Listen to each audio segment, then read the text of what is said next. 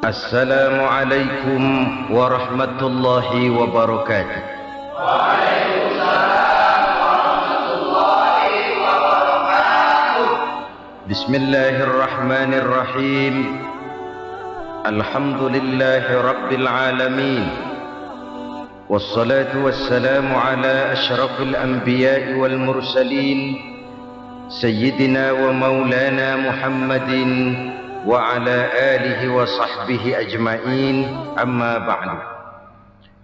Saudara-saudara kaum muslimin rahimakumullah, sebagai bangsa kita tengah menghadapi berbagai bencana, baik di bidang ekonomi maupun di bidang politik. Adalah potret kehidupan sehari-hari. Kita menyaksikan peristiwa-peristiwa yang memilukan dan memalukan. PHK terjadi di mana-mana. Pengangguran meningkat, harga-harga membumbung tinggi, daya beli rakyat semakin lemah. Sementara di bidang politik, kejadian-kejadian memberikan indikasi bahwa persatuan dan kesatuan kita sebagai bangsa dewasa ini tengah berada dalam ujian yang berat. Pada jumpa kita kali ini, tanpa bermaksud untuk mencari kambing hitam dari bencana yang kita hadapi, saya ingin menyampaikan sebuah hadis yang diriwayatkan oleh Imam At-Tabrani dari Ibnu Abbas bahwa Rasulullah sallallahu alaihi wasallam bersabda, "Khamsun bi khamsin." Ada 5 perkara yang dapat menimbulkan 5 macam bencana. Mari kita renungi hadis ini satu demi satu sebagai bahan introspeksi buat kita semua dalam menghadapi bencana yang tengah berlaku sekarang ini. Yang pertama, ma naqasa qaumul ahda illa sullita alaihim aduwwuhum. Apabila suatu kaum sudah mengingkari janjinya, maka mereka pun akan dikuasai oleh musuh-musuh mereka. Sederhana saja nampak kalimat dalam hadis ini. Apabila orang sudah mengingkari janji, mereka akan dikuasai oleh musuh-musuh mereka sendiri. Dan musuh kita yang paling utama saat ini adalah kemiskinan dan kebodohan. Kenapa itu terjadi? Karena kita mengingkari janji kita sendiri. Di saat awal-awal berdirinya Orde Baru, kita pernah berjanji untuk melaksanakan Pancasila dan Undang-Undang Dasar 45 secara murni dan konsekuen. Kita berjanji bahwa kita akan menegakkan pemerintah yang bersih dan berwibawa. Itu semua pada permulaannya. Waktu demi waktu berjalan, kita lupa dengan janji yang kita ucapkan itu. Ketuhanan yang Maha Esa kita ucapkan, tapi kesetanan yang luar biasa yang kita lakukan. Kemanusiaan yang adil dan beradab yang kita dengungkan, tetapi kemanusiaan zalim dan biadab yang kita praktekkan. Sederhana saja saudara, hampir setiap pejabat pada posisi-posisi kunci, di awal-awal ia memangku jabatan itu, biasanya ia mengucapkan sumpah dengan lafaz demi Allah bahwa dalam melaksanakan jabatan ini saya tidak akan menerima hadiah atau pemberian dalam bentuk apapun. Itu pada permulaannya. Lama-lama rupanya hadiah itu asik juga, mulai diterima. Lama-lama dirasa kurang, mulai menagih. Dan akhirnya terjadilah praktek yang disebut suap menyuap, semir menyemir, dan lain sebagainya. Kalau ini sudah menjadi kenyataan, bagaimana kita mau menegakkan pemerintah yang bersih dan berwibawa?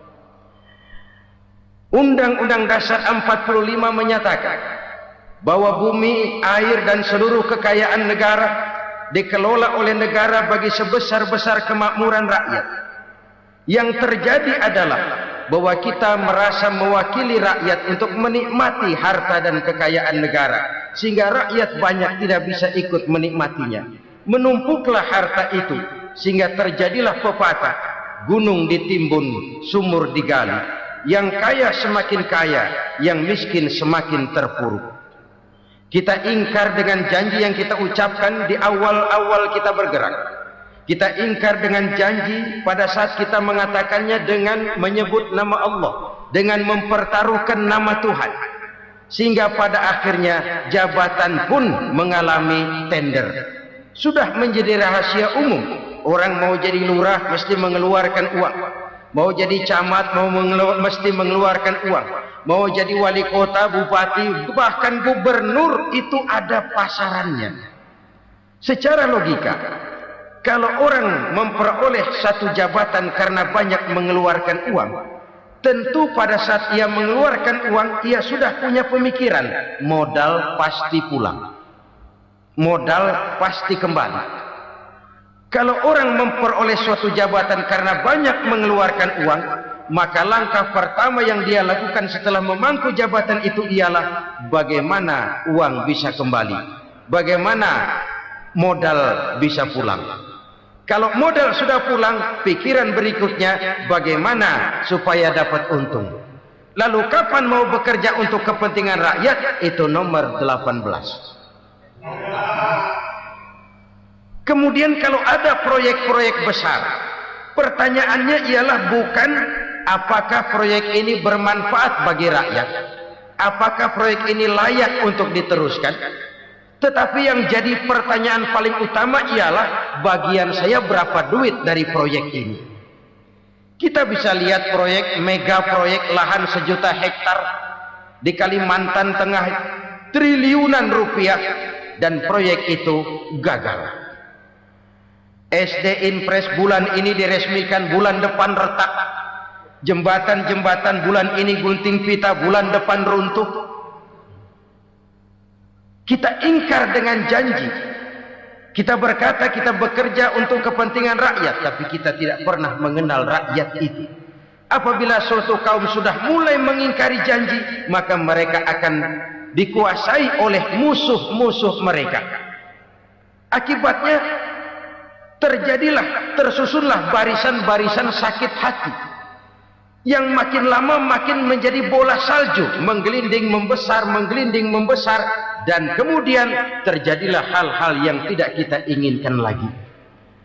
Apabila suatu kaum sudah mengingkari janji, maka mereka akan dikuasai oleh musuh-musuh mereka. Ini penyebab bencana yang pertama. Kita tidak konsekuen. Tadinya kita dengan lantang teriak-teriak berantas korupsi, ganyang korupsi. Pada waktu kita belum mendapat kesempatan. Setelah kita naik punya kesempatan, rupanya korupsi enak juga dirasa. Terjadi pergeseran nilai, orang luntur, kehilangan idealisme awal. Lalu untuk menghibur-hibur diri, menutup-nutup kesalahan, kita gunakanlah pepatah bahwa tidak ada gading yang tak retak, bahwa kita harus mikul dhuwur mendem jero. Itu semua cuma sebagai dalih agar kesalahan kita tidak dibicarakan orang lain. Padahal kita sendiri yang mengingkari janji. Kita yang keluar dari komitmen awal kita. Kita berjanji melaksanakan Pancasila dan Undang-Undang Dasar 45 dengan murni dan konsekuen. Kita berjanji untuk menegakkan pemerintah yang bersih dan berwibawa. Namun dalam kenyataannya itu tidak kita laksanakan dengan sebagaimana mestinya. Kita bergeser, kita mengalami proses degradasi, peluncuran nilai, dan akhirnya terbentuklah barisan-barisan sakit hati yang semakin lama semakin membesar itu. Kita harus introspeksi. Memang kalau zaman sedang susah, biasanya kambing hitam laris, tukang kompor gentayangan. Itu dari dulu selalu mencari kambing hitam. Karena itu kita tidak bicara orang, kita tidak bicara siapa yang salah. Kita bicara sistem, dan sistem itu bisa mengena siapa saja. Kalau orang sudah mulai mengingkari janji, bergeser dari komitmen awal, itu sudah mulai ya mengalami proses peluncuran, proses degradasi. Ini penyebab yang pertama. Kita tidak lagi konsekuen bahwa bumi, air, sumber daya alam adalah milik negara, dikuasai oleh negara, digunakan bagi sebesar-besar kemakmuran rakyat. Ternyata rakyat yang makmur itu tidak merupakan gambaran yang menyeluruh dari rakyat kita. Undang-undang dasar kita menganut ekonomi kekeluargaan, tapi yang kita praktekkan adalah ekonomi keluarga. Kalau bukan keluarga nggak dapat proyek. Kalau bukan keluarga nggak dapat macam-macam. Kekeluargaan kita rubah menjadi keluarga. Timbullah penyakit nepotisme. Kita bergeser, kita ingkari janji. Dan kita anggap kita atasnamakan rakyat. Rakyat cuma sekedar jadi address, rakyat cuma sekedar jadi alamat, tetapi kehidupan mereka tidak banyak berubah dan tidak banyak terangkat. Kaum muslimin rahimakumullah. Ini penyakit yang pertama. Penyebab bencana yang pertama. Yang kedua kata Nabi, "Wa ma hakamu bighairi ma anzalallah." Apabila hukum yang diterapkan sudah tidak lagi bersumber dari hukum Allah, illa fasha fihimul faqru, maka akan bertebaranlah kemiskinan di mana-mana. Ini artinya apa? Apabila hukum tinggal sebuah stempel, apabila hukum sudah diatur menurut kepentingan, apabila hukum sudah tidak lagi ditegakkan secara adil, maka kemiskinan merambah di mana-mana. Hukum diatur menurut selera orang yang sedang berkuasa, maka yang benar bisa jadi salah, yang salah bisa jadi benar. Hukum dalam kenyataan hidup berlaku seperti pisau. Pisau itu kan saudara lihat, yang namanya pisau dimanapun itu tajamnya ke bawah, ke atas tumpul. Kalau hukum itu kalau untuk rakyat, hukum itu tajam bukan main, cepat sekali dilaksanakan. Tapi giliran menengah ke atas yang gedean dikit berbuat salah, hukum tumpul. Hukum pura-pura tidak dengar. Akibatnya terluka rasa keadilan rakyat. Satu kasus rakyat diam, dua kasus rakyat diam, tiga kasus rakyat diam. Kasus terakumulasi di hati rakyat. Luka rasa keadilan, dan itu menjadi sumber bencana. Penjarahan, kita tidak setuju itu. Tapi kita harus melihat kausalnya. Itu kan tidak berdiri sendiri. Itu kan karena terlukanya rasa keadilan rakyat, melihat kesempatan ini tidak merata. Kalau rakyat ini yang ngajukan kredit ke bank, walaupun jumlahnya cuma jutaan, ratusan ribu, susahnya 17 setan. Tapi ada orang-orang tertentu yang agunannya palsu, jaminannya palsu, bawa kata belece, bukan cuma miliaran, triliunan kredit bisa keluar. Terluka rasa keadilan, hilangnya kesempatan. Rakyat cuma dapat kesempitan, jarang dapat kesempatan. Dari lukanya rasa keadilan ini, memang ya entah lipstik, entah basa-basi, dibentuklah tim ini, dibentuklah badan pengawas ini, dibentuklah tim ini. Kalau membentur tahu, hancur tahu. Tapi kalau tim yang dibentuk membentur karang, bukan karangnya yang hancur biasanya, timnya yang bubar. Kenapa? Yang dibentur batu karang yang sangat keras. Kita main-main dengan hukum. Kita tidak konsekuen dengan hukum. Luka rasa keadilan, dan itu terakumulasi. Edi Tamsil, rakyat tahu, terakumulasi. Menguap begitu saja. Kasus-kasus lain rakyat tahu, menguap begitu saja. Ketidakadilan terakumulasi, mengendap di hati rakyat, menunggu ledakan. Pada saat sumbu meledak, rakyat tidak bisa dibendung lagi. Oke, kita tidak setuju dengan penjarahan, tapi jangan melihat itu sebagai peristiwa yang berdiri sendiri. Kenapa itu terjadi? Kausalnya kenapa? Oke, kita tidak setuju memang, tapi yang dijarah oleh rakyat kan memang cuma untuk perut.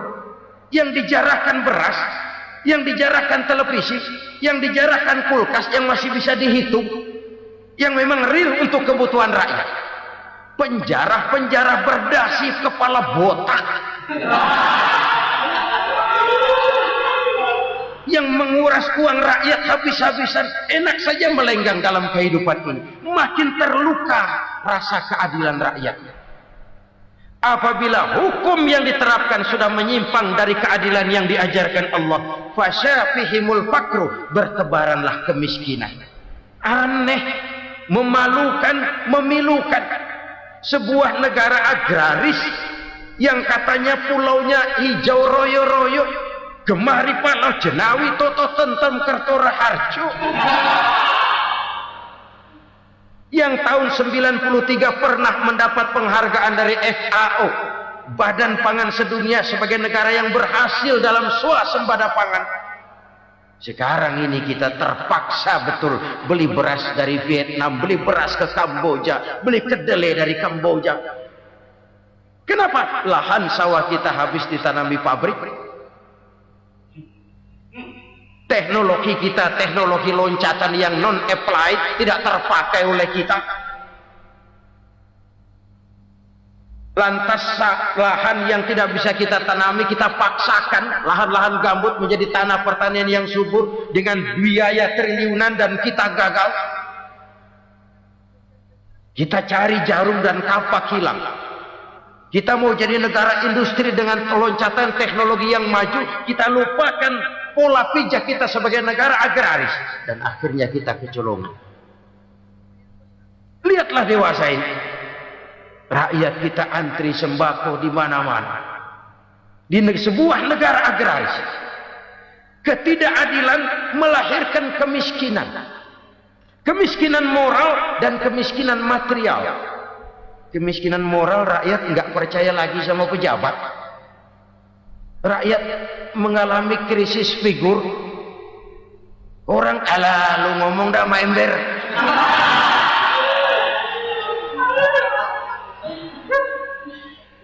Penataran yang menghabiskan biaya miliaran itu melahirkan pejabat-pejabat korup.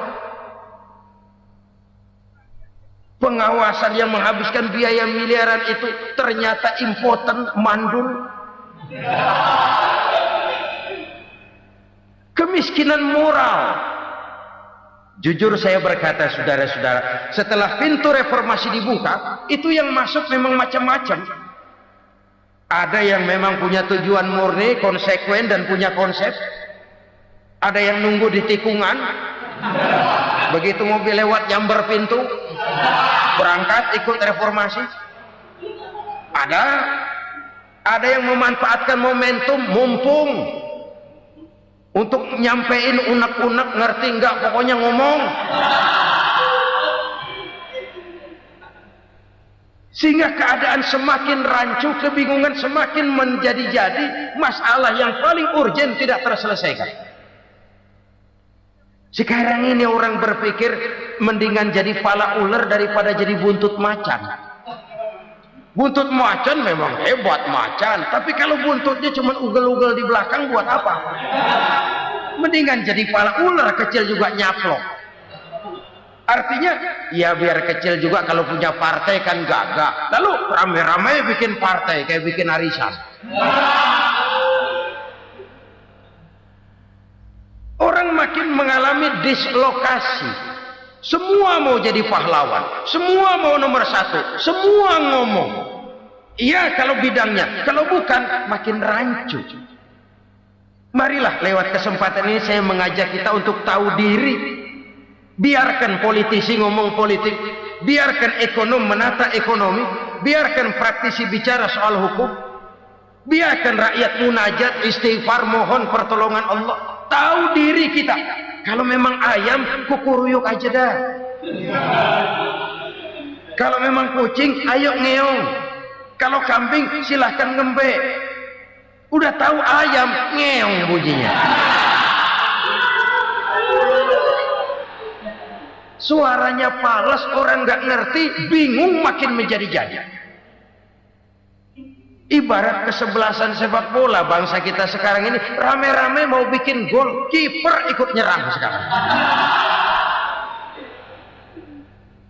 Memilukan dan bahkan memalukan. Wa ma hakamu bighairi ma anzalallah illa fasyafihimul fakru. Kalau hukum yang diterapkan sudah menyimpang dari keadilan yang diajarkan Allah, bertebaranlah kemiskinan di mana-mana. Coba sekarang ini, yang punya duit bingung, apalagi yang kagak punya duit. Yang pengusaha gede ngeluh, apalagi yang pengusaha pas-pasan. Yang kagak punya beras, yang punya beras saja masih bingung, apalagi yang nggak punya beras. Ini sudah demikian merata. Dulu kita kagum mendengar konglomerat kelas wadah, kelas-kelas yang seakan-akan cuma ada dalam khayalan mereka, punya kekayaan miliaran dolar, triliunan. Sudahlah, seolah-olah nggak terjangkau sama kita. Weh, ternyata yang gede-gede itu juga gede utangnya.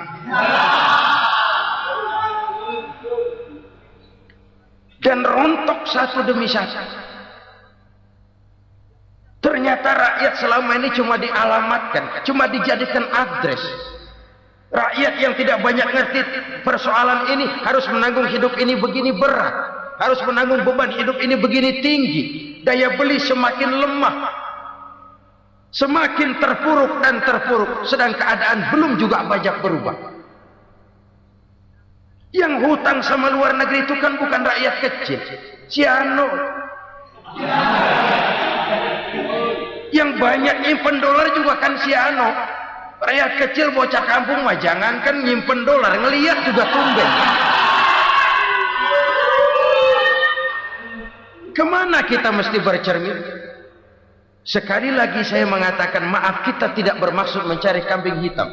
Karena itu kita tidak bicara orang, kita bicara sistem, kita bicara keadaan. Beginilah yang dikatakan Nabi, penyebab timbulnya bencana, hukum yang ditegakkan tidak lagi berorientasi kepada keadilan, tapi berorientasi kepada kepentingan.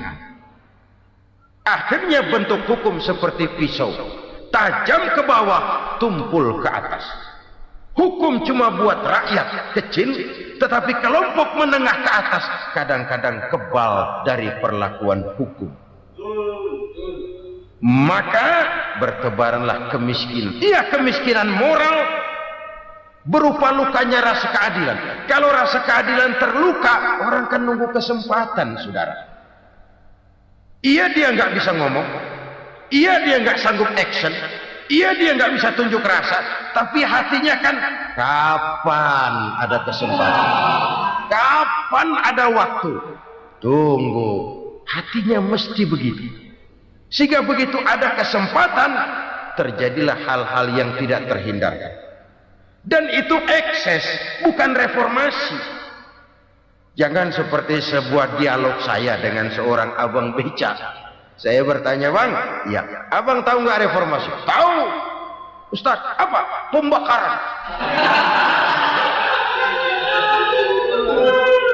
Terus penjarahan, lalu perkosaan. Itu reformasi. Itu yang saya lihat.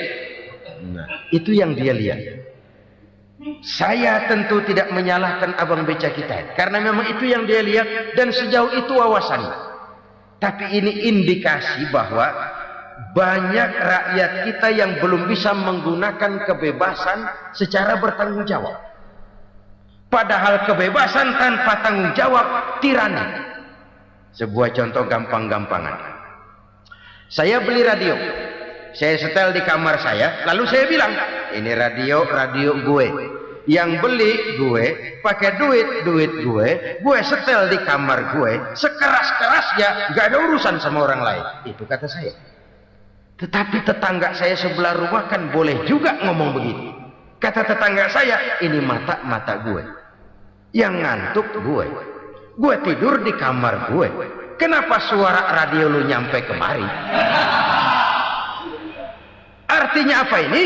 Kebebasan saya nyetel radio dibatasi oleh kebebasan tetangga saya yang mau tidur.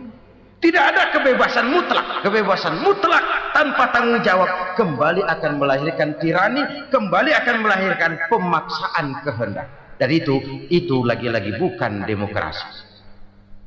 Saudara-saudara kaum muslimin rahimakumullah. Ini penyakit yang kedua, lukanya rasa keadilan, terutama di kalangan rakyat kecil. Itu mengendap menjadi akumulasi dan menunggu giliran kapan bisa dimuntahkan.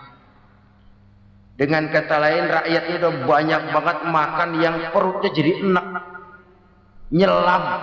Kapan nunggu muntahnya?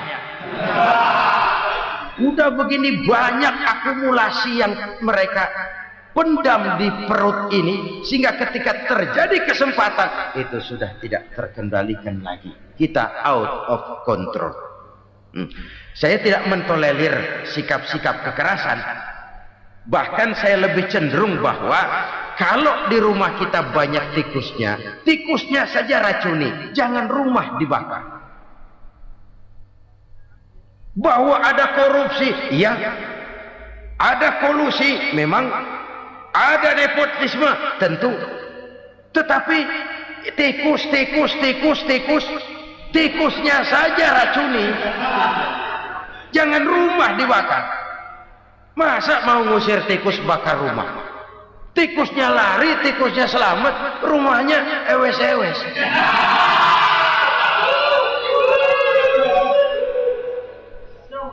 Tikus selamat, rumah nggak punya. Masalah nggak terselesaikan dengan sebagaimana yang kita harapkan. Kita sepakat ini negara hukum, dan di hadapan hukum semua manusia itu sama. Itu prinsip yang diajarkan Allah. Al-musawat bainan nas fi takalifil ahkam. Semua manusia sama dalam berhadapan dengan hukum Allah Subhanahu wa taala. Kalau hukum sudah pandang bulu, itu jelas yang enak yang banyak bulunya. Siapa yang banyak bulunya? Monyet. Kalau hukum pandang bulu, monyet keenakan. Saudara-saudara kaum muslimin rahimakumullah, introspeksi. Mari kita bercermin bagaimana perjalanan hukum selama ini. Kalau introspeksi ini kita temukan, lalu ada upaya untuk memperbaiki diri.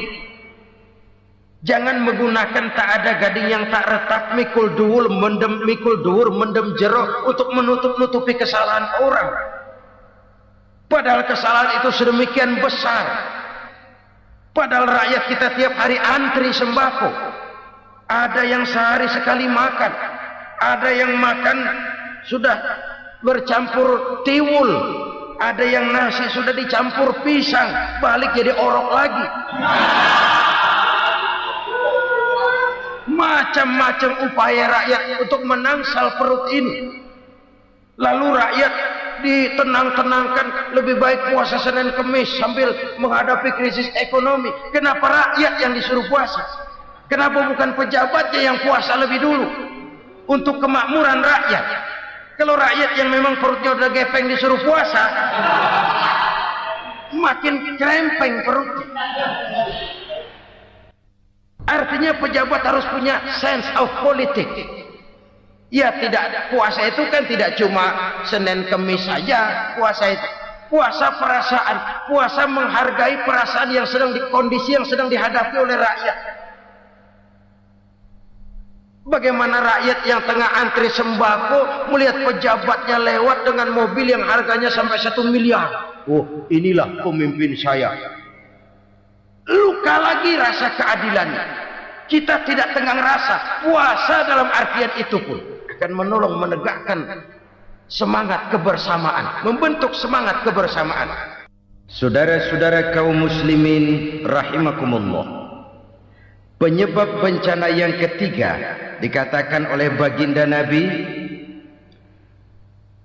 wala dhaharat fihimul fahishatu illa fasha fihimul maut.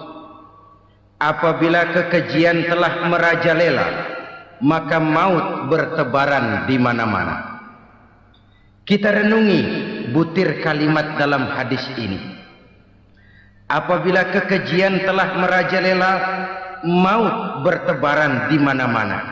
Begitu murah arti sebuah kehidupan. Penjarahan untuk hal-hal yang kecil tapi sampai mengorbankan nyawa. Apabila kekejian sudah terjadi di mana-mana, maut pun bertebaran.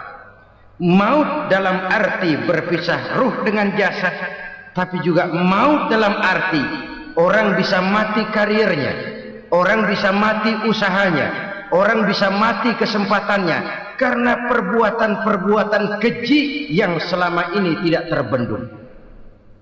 Lahirlah teori mafia. Siapa yang kuat dia yang berkuasa, siapa yang lemah dia menjadi mangsa. Proyek-proyek besar yang menang tender itu ya dari itu ke itu saja.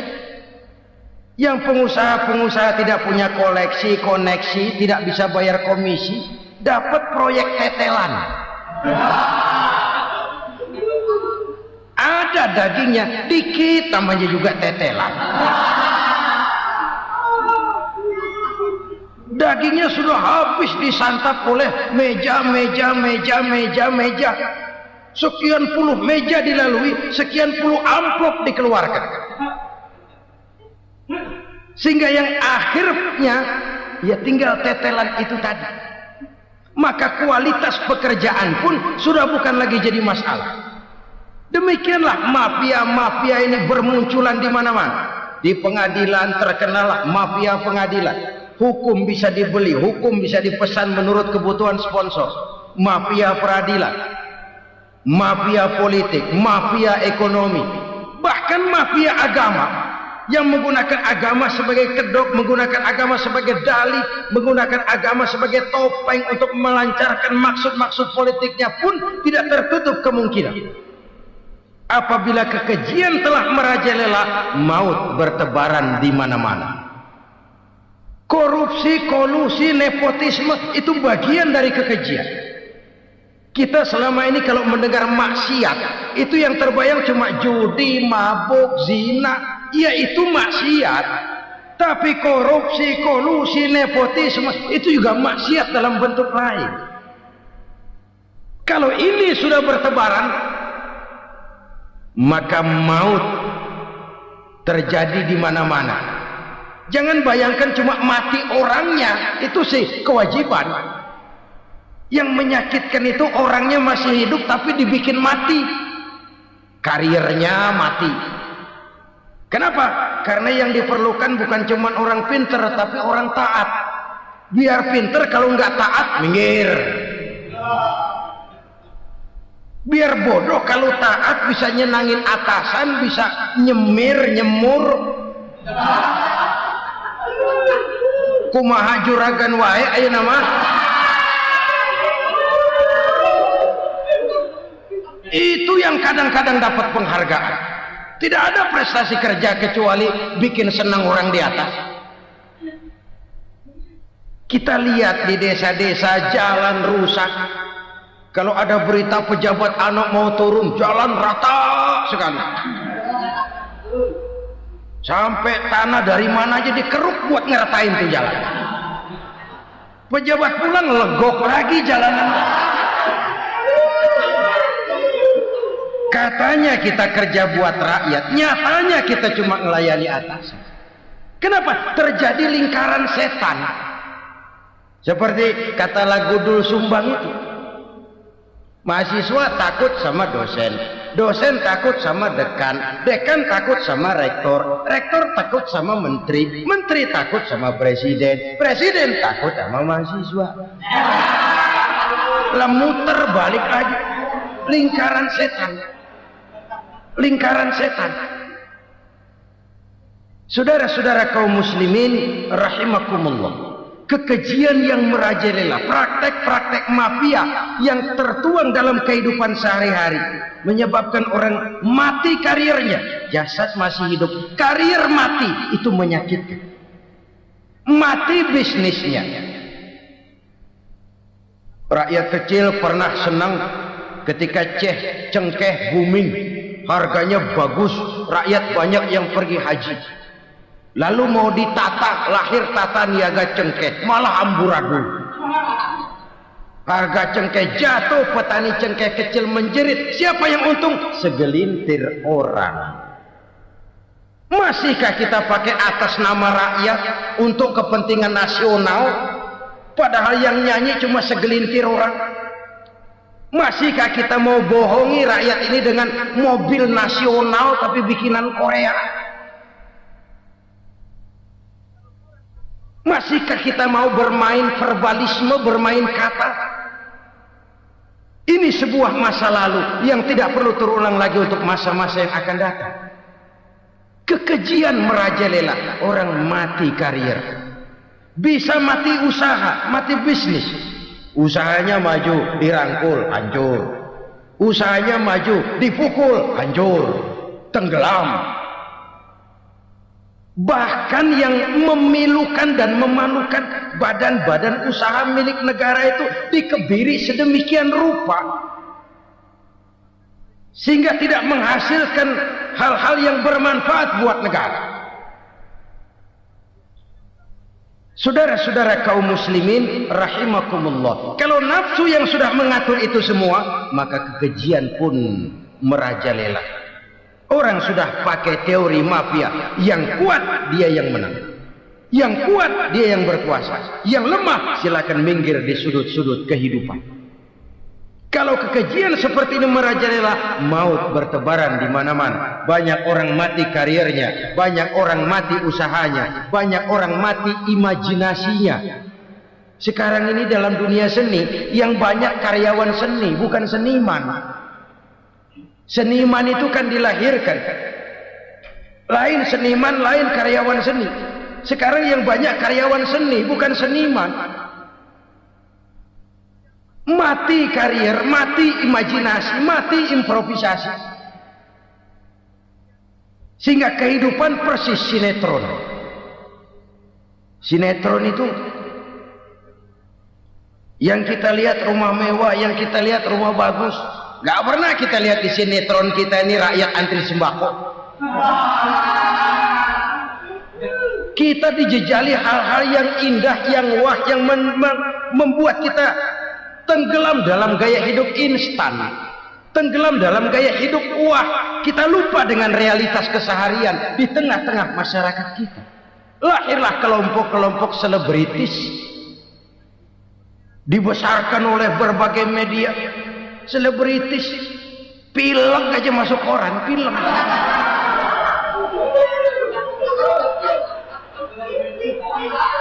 Rakyat yang pingsan antri beras nggak masuk koran. Rakyat yang semaput antri minyak nggak masuk koran. Selebritis panok masuk koran.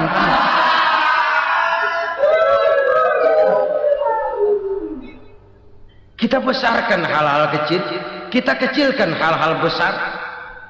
Kenapa? Kita mengejar oplah, kita profit oriented, tidak lagi berorientasi kepada realitas hidup yang kita hadapi ini. Kalau kekejian sudah merajalela, kata Nabi, maka maut bertebaran di mana-mana. Maut dalam artian maut, coba lihat sekarang begitu murah nyawa. Karena 1000 perak orang mau nusuk bunuh. Karena beras seliter orang khilaf. Begitu murah kehidupan. Tapi kekejian dalam bentuk korupsi, kolusi, nepotisme, kekejian dalam bentuk itu mematikan karier, mematikan bisnis, mematikan imajinasi, mematikan kreativitas. Itu juga maut dalam bentuk lain akibat kekejaman lain. Ini penyebab yang ketiga.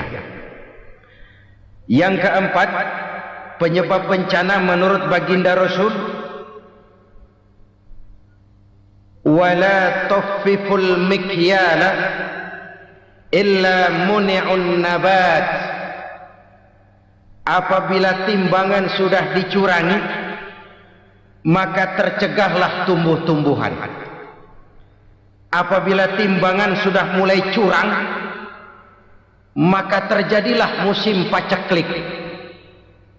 Apabila bisnis sudah bergaya mafia tadi itu, kecurangan-kecurangan terjadi, tender di balik pintu, Yang dimenangkan cuma kelompok-kelompok yang bisa memberikan presentasi yang besar. Muni'un nabat, terjadilah paceklik. Paceklik, panen gagal. Wereng, ya wereng. Kemarau panjang, it's okay. Air sulit, iya. Tetapi kan semua itu ada yang ngatur. Kemarau ada yang ngatur. Belalang itu ada yang ngatur. Air itu juga ada yang ngatur. Yang ngatur itu yang serba maha. Kalau ia murka melihat kecurangan timbangan, Allah itu kalau murka kan gampang saja, tinggal komandoin balang, lang, hancurin pesawat. Konvoy belalang, konvoy. Allah tinggal ngutik angin El Nino, mampir lo ke Indonesia. Hujan nggak turun-turun, kemarau panjang. Jadi kalau musim kemarau kan namanya anginnya El Nino. Kalau musim hujan anginnya namanya La Nina. Cakep namanya, kejem orangnya. Saudara lihat Cina sekarang sedang kena La Nina, banjir besar, ribuan orang meninggal. Dia mah ribuan mati kagak berasa, rakyatnya miliaran. Bangladesh lagi ngalami La Nina, India lagi ngalami La Nina. Angin, hujan, kemarau, belalang itu kan ada yang ngendaliin. Kuncinya bukan di belalangnya, kuncinya bukan di peredaran matahari berputar, kuncinya di atas yang mengatur semua itu. Kalau timbangan sudah mulai curang, pengusaha sudah nggak mau jujur, apa nggak bikin perut jadi mual? Begitu rakyat antri sembako pingsan nggak dapat beras, sementara beras ditumpuk-tumpuk sampai membusuk. Kemana hati nuraninya? Kemana akal pikirannya? Kemana mereka yang berbuat atas nama rakyat tapi melihat rakyat susah tidak tergerak hatinya? Apabila timbangan sudah mulai dicurangi, bisnis sudah mulai melenceng, maka terjadilah paceklik. Sebuah negara yang berhasil dalam swasembada pangan, lalu sekarang menjadi negara yang rakyatnya antri untuk memperoleh kebutuhan pangan. Saudara-saudara kaum muslimin rahimakumullah, ini intinya adalah kecurangan. Kalau kecurangan sudah terjadi di mana-mana, dan ini milik siapa saja, bukan soal tempat, bukan soal jabatan, soal manusianya, SDM-nya. Kecurangan tidak cuma terjadi di kantor, di masjid bisa terjadi kecurangan. Korupsi tidak hanya bisa terjadi di kantor, di madrasah bisa ada korupsi. Faktor manusianya, ini soal SDM. Kecurangan yang besar tentu besar lagi kerugiannya. Kecurangan yang kecil, kecurangan sehari-hari, pedagang-pedagang kecil ngurangi timbangan, barang yang buruk dikatakan baik, yang baik dikatakan buruk, itu merugikan perorangan.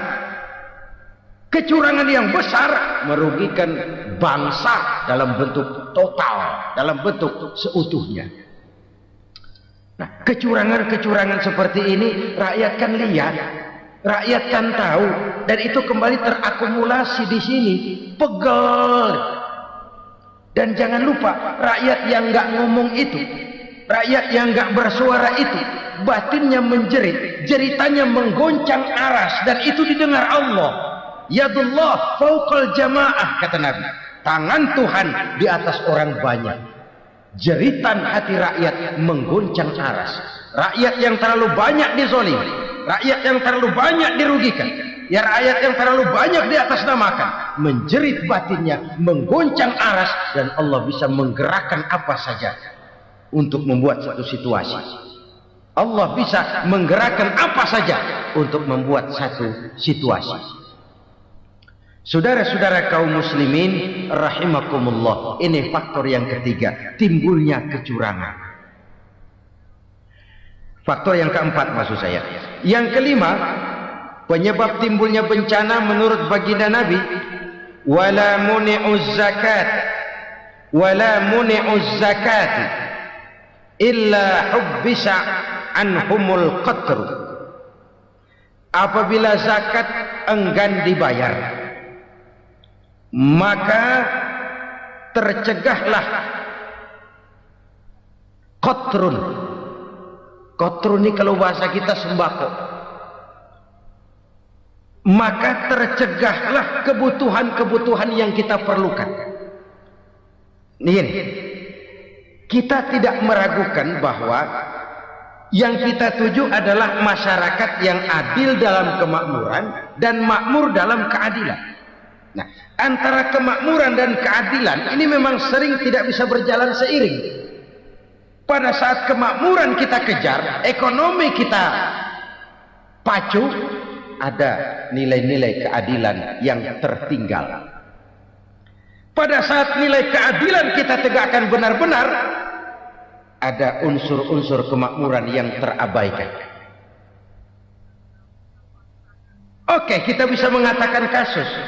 Oke, kita bisa mengatakan itu sebagian kecil. Tapi kalau sebagian kecil, lama-lama kan jadi sebagian besar. Oke, kita mengejar kemakmuran. Pertanyaannya, kemakmuran untuk siapa? Oke, kita berikan kelompok tertentu kue yang besar dengan harapan nanti dia bagiin kuenya kepada yang kecil-kecil. Tapi kenyataan mereka yang dapat kue besar akhirnya malah lupa diri dan lupa daratan. Mau makin besar, malah memeras yang kecil-kecil ini. Sekarang kan yang kecil modali yang besar. Ramai-ramai buka bank, ternyata kamuflase. Uang banknya untuk kredit perusahaannya sendiri. Nasabahnya rakyat kecil. Artinya apa? Rakyat kecil disuruh modalin orang yang udah gede. Ini karena sambar geledek urusan.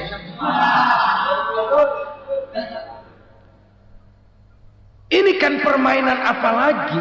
Rakyat kecil suruh modali yang gede. Nasabahnya rakyat kecil, kumpulkan uangnya di bank, kucurkan kredit kepada perusahaannya sendiri. Bukankah itu rakyat kecil suruh modali yang gede? Sudah begitu kejamkah kita untuk meraih keuntungan dengan mengorbankan orang kecil? Sudah tidak bicara lagi kah nurani kita melihat penderitaan orang yang semakin susah ini? Kalau zakat enggan dibayar, padahal zakat 2,5% saja, 2,5% saja. Kalau itu pun enggan, kalau zakat saja enggan, bagaimana pula yang namanya sedekah? Bagaimana pula yang namanya infak? Bagaimana pula yang namanya santunan, bantuan? Kadang-kadang lipstick nyumbang si nyumbang, cuman nyolongnya lebih gede. Ini namanya sumbangan lipstick. Buat lipstick itu kan buat ngumpetin bibir pucat. Itu fungsi utama lipstick. Buat ngumpetin korupsinya, nyumbang kegiatan-kegiatan sosial. Tapi yang dia korup lebih gede dari yang dia sumbang. Lipstick kamuflase. Nepu kata anak sekarang.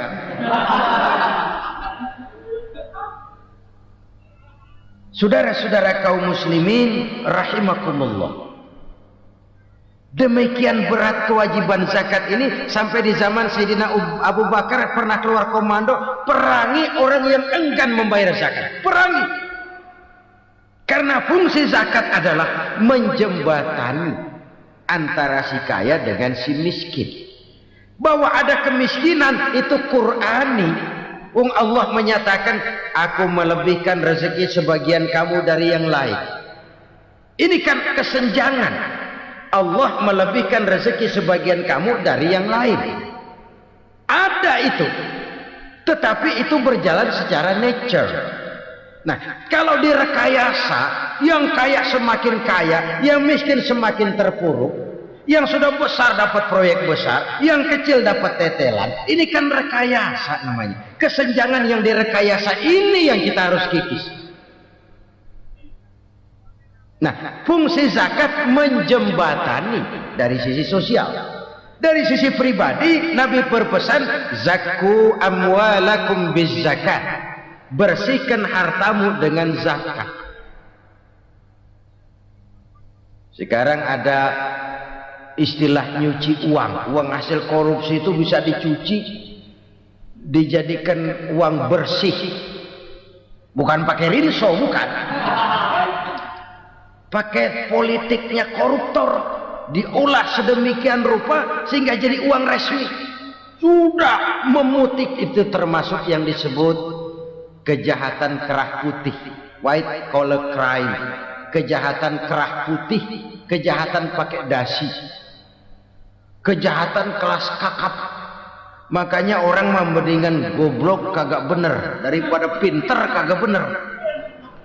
Goblok kagak bener itu gampang ngurusinnya, pinter kagak bener ini yang berabe bener ngurusinnya.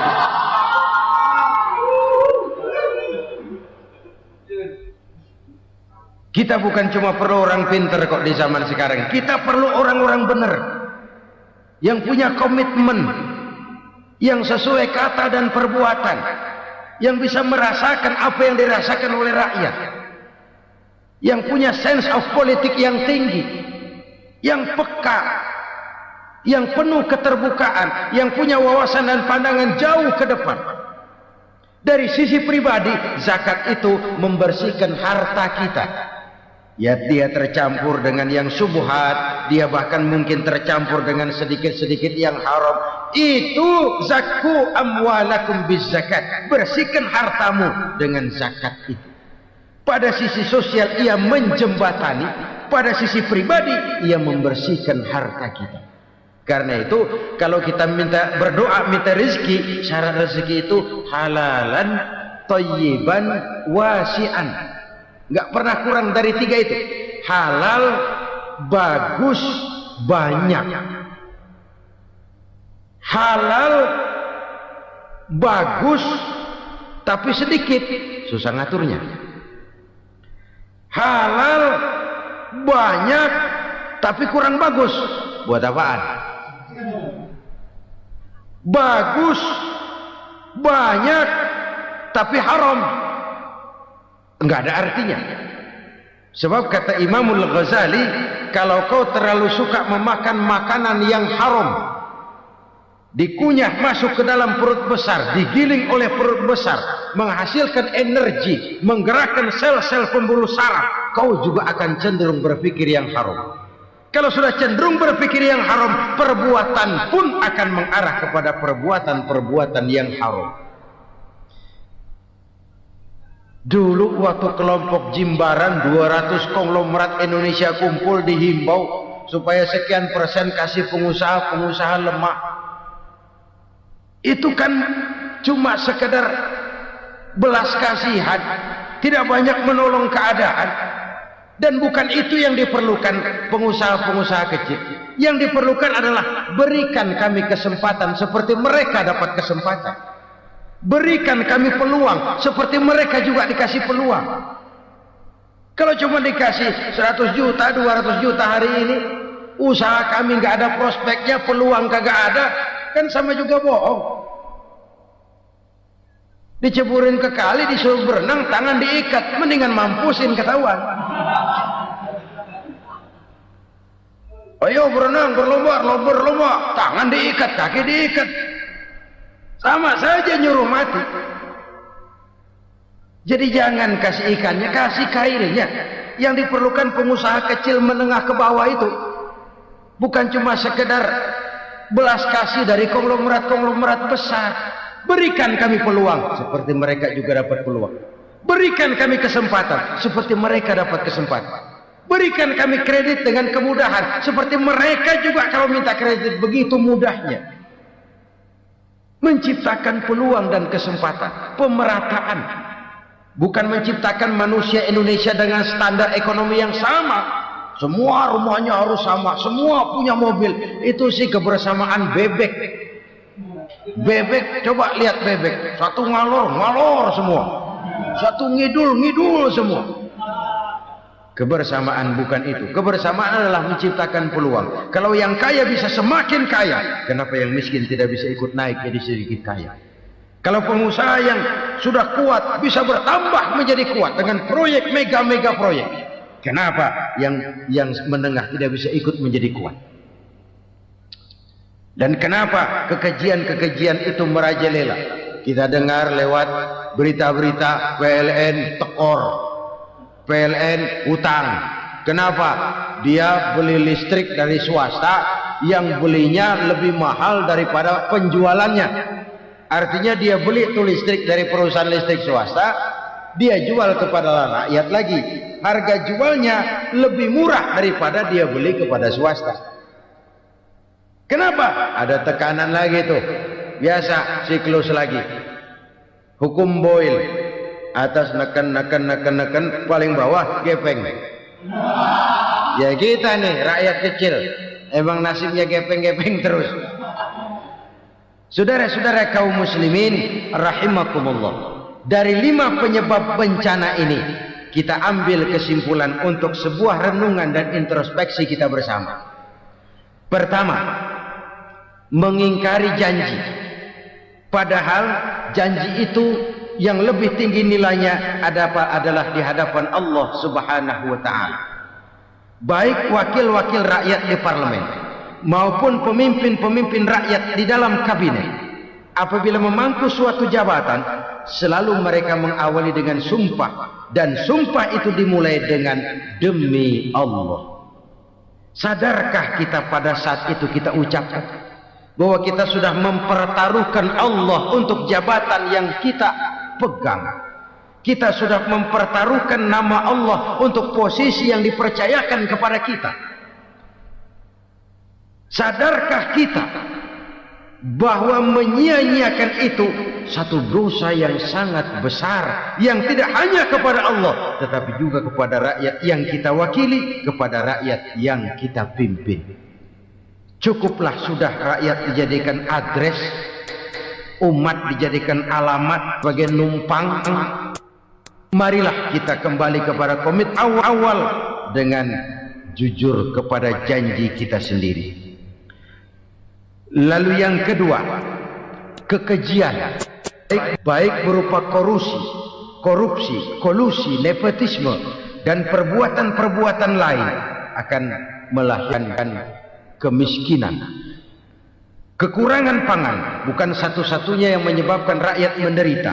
Lukanya rasa keadilan terakumulasi di hati rakyat, dan jeritan hati rakyat mengguncang aras. Kalau Allah murka, Allah bisa melakukan apa saja untuk menciptakan suatu kondisi. Faktor yang ketiga adalah praktek mafia menebarkan maut. Orang yang mati jasad dan rohaninya, maupun orang yang mati karirnya, mati kejujurannya, mati usahanya, mati imajinasinya. Hilang kreativitas kita sebagai bangsa. Faktor yang keempat, kecurangan-kecurangan di bidang usaha, di bidang tender, mengandalkan menjual kekuasaan. Dan memang repot kalau penguasa jadi pengusaha. Mau atau tidak mau, kebijakan-kebijakan kekuasaannya akan memperkuat jaring-jaring usahanya. Dan pada saat itu objektivitas sulit ditemukan lagi. Lalu yang kelima, keengganan membayar zakat, menumpuknya kekayaan negara pada kelompok-kelompok tertentu. Ini akan melahirkan paceklik yang berkepanjangan. Menumpuknya kekayaan dan harta negara pada kelompok-kelompok tertentu akan melahirkan paceklik dan miskinan yang berkepanjangan.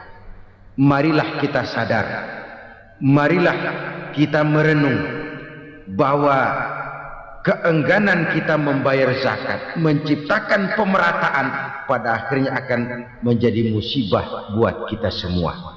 Saudara-saudara kaum muslimin rahimakumullah, sekian dulu jumpa kita kali ini.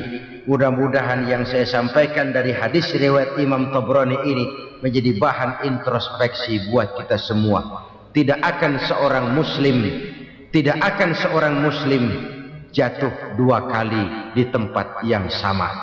Semua merupakan pelajaran untuk kita jadikan introspeksi guna menata hari esok yang lebih baik daripada hari ini.